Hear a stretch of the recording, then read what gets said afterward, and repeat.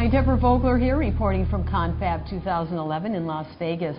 My guest is Bill McClean of IC Insights. Thank you again for doing an interview with me. I think basically every show that you're at, we do an interview, yes, so that's great. It is. Okay, now after your presentation today, these are the questions I have for you. You wanted today's audience to come away with a better understanding of supply and demand. Please elaborate for our viewers. Yes, the issue of supply-demand, really is makes your forecast, and I think any forecast without going through supply-demand is not very worthwhile. And so we took a look today and we discussed quite a bit about the supply issues and demand issues, which look very positive for the integrated circuit industry. Demand is good, the economy is good and getting better. Cell phone demand is good, smartphone demand is tremendous. The tablet computer has introduced another excitement level in the industry.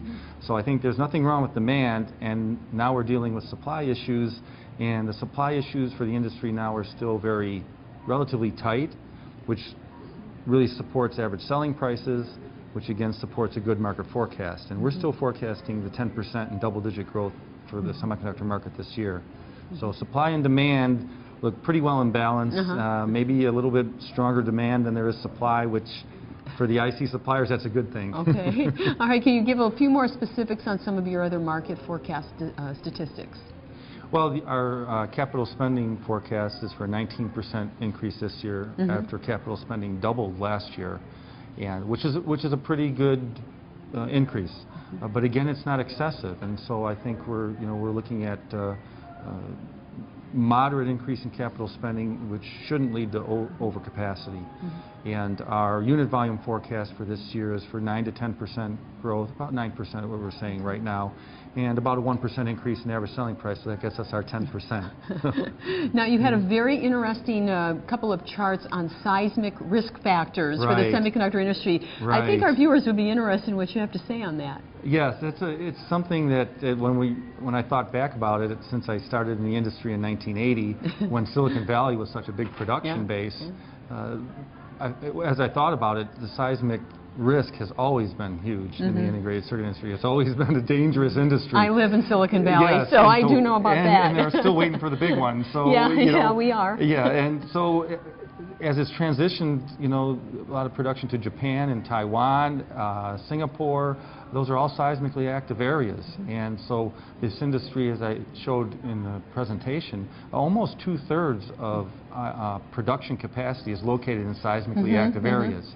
And so it's of course, with the recent events, it's on people's minds now, but it's always been there. The risk has always been there, and so it's something to think about. And then again, when we look at the foundry industry, the risk is even more enormous, because 90% of foundry capacity is in seismically active areas, because TSMC and UMC, the two largest foundries, are so large production bases in Taiwan. So that's a very high risk factor, and it's something I think companies are thinking more about now. They didn't think about it too much a few years ago, even last year. So it's unfortunate, of course. Yes, it is. Now, in another recent report that you put out, you pointed out that most fabless leaders call the U.S. home. Could you elaborate on why the U.S. is so attractive for this sector? Well, I think it's part evolutionary. When the U.S. was the major IC production base, and the companies that started the IC production were based in the U.S. and had facilities here, and then as it got more and more expensive to build facilities, it kind of spawned these fabless companies, and so it came out of the outgrowth of the IC production base. Another thing is the available capital investment to small companies in the U.S. The investment capital is here. They're willing to take a risk on these small companies, the venture capital people I'm talking about. And so in Japan, it's structurally a little different. They're all vertically big corporations, and so the startup mentality never really caught hold there in a big way. Europe, pretty much the same way, as far as just the idea of big companies will take over your production. It wasn't the small venture capital-based companies, and so that's why I think we've seen a lot in the U.S.-based fabless companies. And we're seeing more out of China. China has that little bit of investment attitude, or the startup attitude. They have capital available, and so we're starting to see more Chinese fabless companies come up our list of top 50s. Okay. So I think we'll see them more in the future. Okay. All right. Well, thank you so much for being my guest. Thank you. Thank you very much.